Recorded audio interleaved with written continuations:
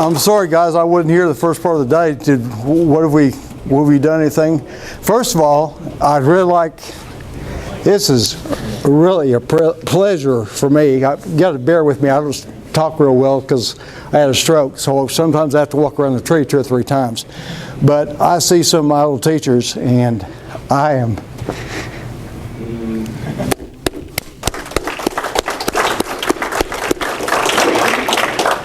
okay.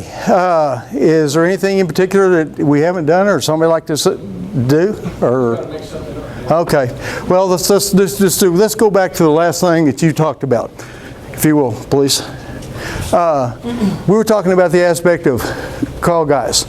Well, Mr. Guys was real nice enough to, for some reason, he liked me. I don't know why, but he picked on me quite a bit. I didn't quite as much as Greg used to get, but I get almost about the same.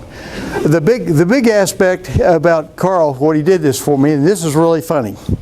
So we were sitting in a deal, and he's going to reach out and he's not going to touch me. He's just going to reach like he's going to put it right here. So as he did this, he threw me 3 times, just as fast as I can do stuff. Just as soon as it gets here, it'll be bam, and I put him on the ground.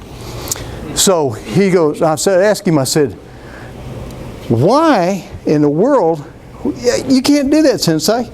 I mean, I didn't even touch you. And he goes, yeah, but you thought about doing it. So when you actually thought about it, the point was, so I'm sitting here and I'm real loose, so now I figure that I'm going to grab this guy. So as I start to do this, this tells this to start to move, my legs move, my arms move, everything is already wound up in me before I ever reach out to grab him, right? So when you come into this aspect, when he touches me, then it's just, it's pretty easy to do that type of aspect. So whenever you're working with people, and we were referring to the aspect of the eye shift aspect. When you start looking at people and you start worrying about what their feet and stuff is, you got to remember that you should be able to see from here to toes. And it doesn't make any difference what he wants. As he starts to move, you can touch on anything, under any type of circumstance. As he moves, he rotates and gives you something. And the big thing about it is, when you're moving and going down, then you're already on top of him without any aspect of recovering. So the point that I'm probably trying to get across, so I'm probably screwing it up, but one of my old teachers was nice enough to give me some ideas when I was nice enough to work with him. Well, it's been several years ago, but you learn to actually change the direction without changing the direction. So when he gently touches me, I just change directions. As he starts to move me, I just change directions. As he goes to hit me in the side of the head, it doesn't make any difference. We still move the section, and we're just moving your butt. Now, I think everybody understands that the very first thing we got in Aikido was move your ass. Okay, nobody ever did that. Okay, number 2 thing that most people don't do is when a guy comes in to hit me, we don't ever do this. We never do shomate. Nobody does it. Is that correct? So the big aspect, if you just figure that whatever he's going to do, and you change directions, just enough by moving your center, that you can make it very, very uncomfortable for anybody that's trying to get you. And what's really bad, you come in, you don't really have to do very much of anything. Just the little things, things like Chuck used to tell me, you can walk around and they'll do anything you want them to do on this type of scenario. So, and Bob was nice enough to show me a few things, and I still can't do what Bob does, but I sure try. And then Greg tightens, he kind of tightens up the other things for me. Go ahead and get up.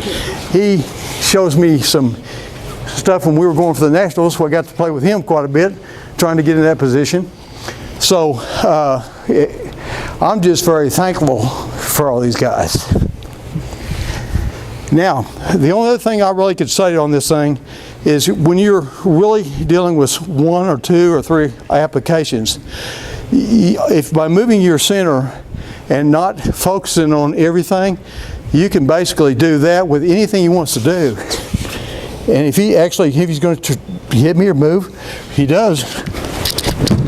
You've got everything with your center. So if everybody will practice a little bit with their center instead of moving their hands. Oh, there's one more thing I want to mention to you. Greg and Chuck mentioned this years ago.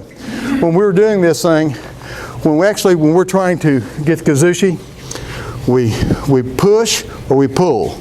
We push or we pull. Everybody's familiar with that, right? Okay, well, being as I'm old and crippled, I had to find a different way of doing this. So, I'll turn around a little bit more so you can see this. The aspect of, I want you to grab both hands tight right here. Okay, now if I'm going to try to push him and pull him. If I push or I pull, I can't make him do anything. But I'm going to stand very lightly, and all you got to do is just stop my hand. Okay.